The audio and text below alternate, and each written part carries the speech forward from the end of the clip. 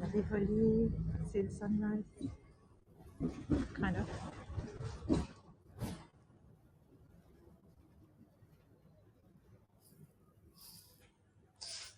That's the Louvre down there.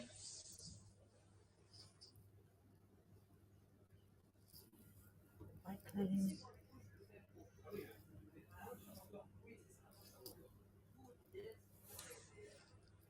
You can see there's one lane for cars, but it's only buses and transport vehicles and taxis. Hi, Andy. I saw you commented on my last one, but I haven't read it yet. Wow, did you see that the sun down there through the there's a beautiful Saint-Germain-l'Auxerrois church. So we're just opposite the Louvre. There's Saint-Germain-l'Auxerrois. Hi, JC. On a bus. Good morning, Martin. I've just taken Leo to the holiday centre. You can see the Pontillon in the distance across the river there. I've got 2 stops before I get off. There's a cafe. That cafe was called Corona, but they've changed their name to Café des Arts Cafe. Isn't it something? It was still called Corona not that long ago. And that's the Louvre. This is what the bus looks like. Bus number 21. Cute little cafe. And can you see the deer having breakfast? And there's a beautiful view. Wow, look at that. There's nice streaks of pink in the sky. Maybe I should have got off here and walked. I'll do that. I'll get off at the next stop. Oh, he's letting me off here. Okay. All good. I can talk. Wow, look at this.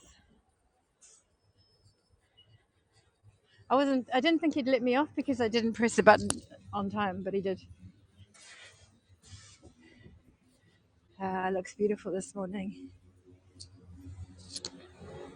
And then I still get some steps in. Pont Neuf. Isn't it stunning? Ile de la Cité.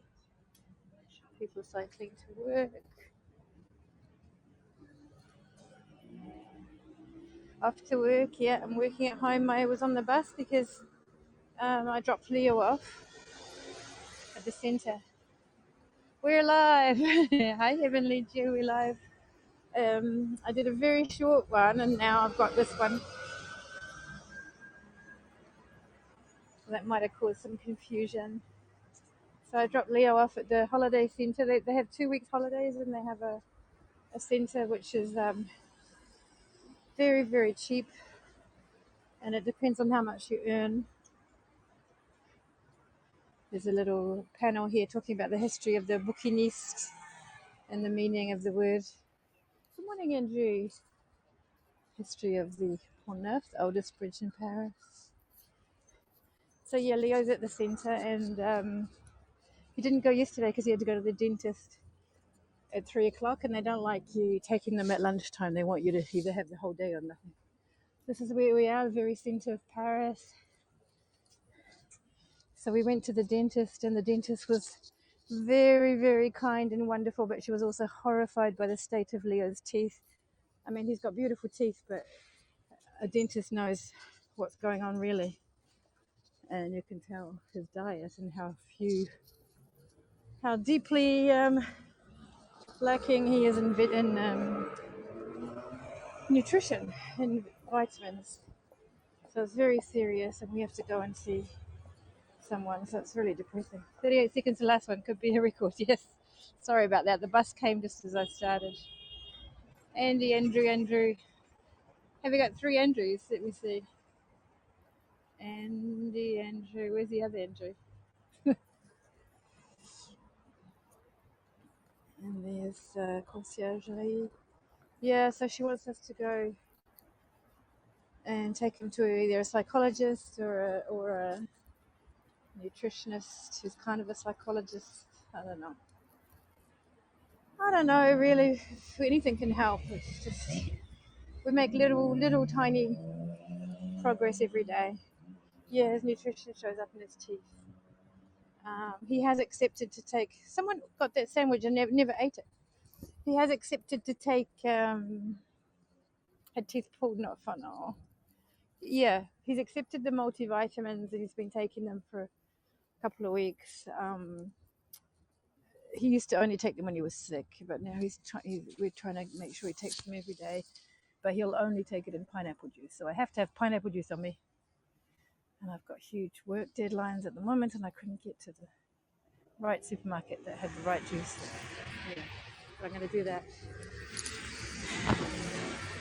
And I got him to eat some fish last night, but fish fingers. I don't know how much nutrition's in that, but and a little bit of you like pineapple juice, yes. And he had a little bit of banana this morning, and I sneaked in some wheat germ in the pancake batter, and I put 3 eggs in it. So I am trying. Anyone want some vodka?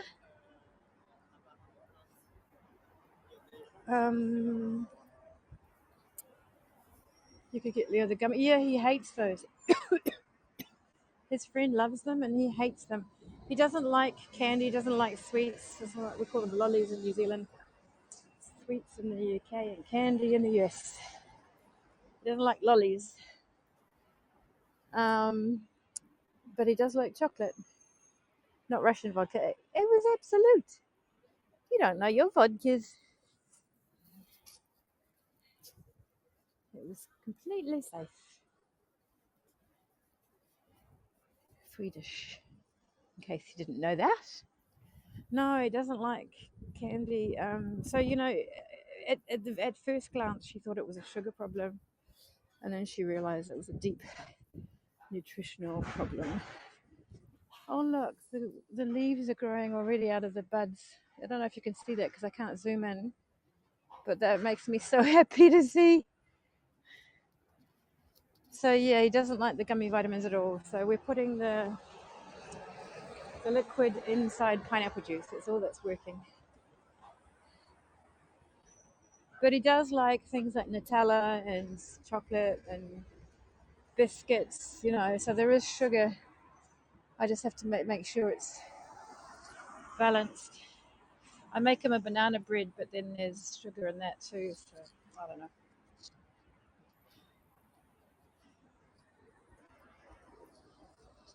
But this morning he had pancakes with no sugar in the batter, just a little bit of salt. And then a tiny, tiny bit of maple syrup, like really, really thin layer, and it was enough for him. So he doesn't have a particularly sweet tooth. It's just that he doesn't eat hardly any meat.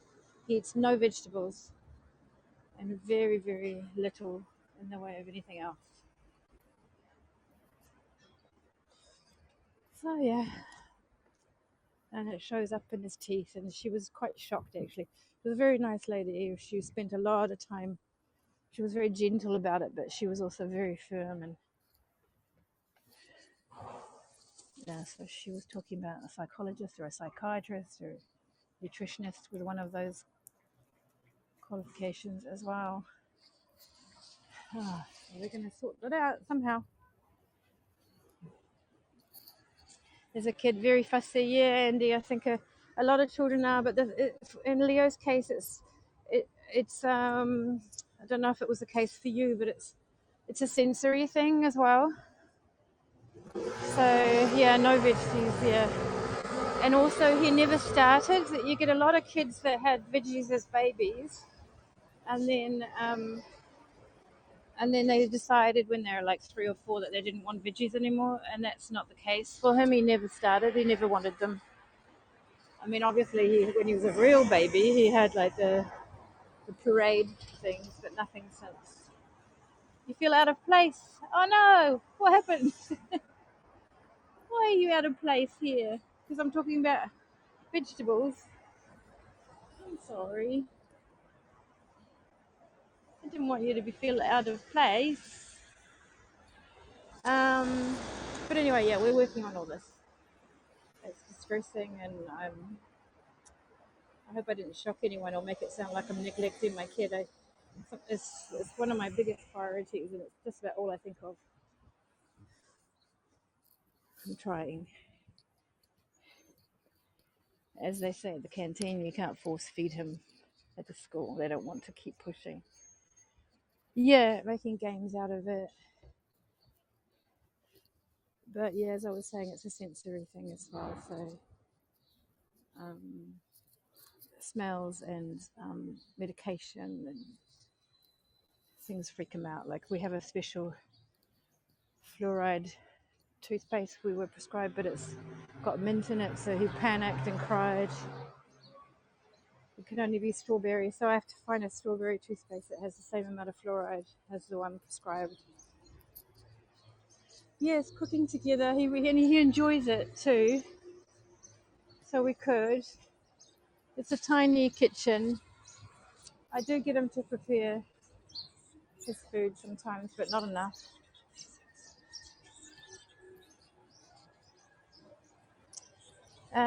Right, well, I hope I didn't shock anyone, and I am trying, and it's very distressing, but I can only do so much. But we are definitely working on it, and we have been the whole time. But he's very. I also just want him to eat most of the time, so he'll grow out of it. Yeah, I hope so, Andy. I mean, I notice that he accepts certain things little by little. So even if they're not necessarily more nutritious, at least they're something different, and that's always a big thing for me. Just, I mean, it's going to sound ridiculous to you, but just like when we were invited to brunch and he had American pancakes instead of French or English style, so that's something new. So if he's ready to try, I mean, it probably sounds shocking to you that I'm even saying that, but it's a difference. It's a different thing that he's trying, so it makes me happy. Not in the least shocked, so that's good. But yeah, we're working on it. All right, everyone, have a good day. I've got so many deadlines. I'm sorry I haven't been very present, but I shall. There's the Tour Saint Jacques up there. Variety is important, yeah, we're definitely trying. He doesn't even eat pizza. See, if he had pizza, he could at least have a little bit of tomato, but no. Tomato sauce, I mean, or paste, which is rich. Right, I gotta go. Bye, everyone. Thank you for the support, and I'll see you soon when I can get these deadlines out of the way. I'll be doing long things again in the morning. Bye, everyone.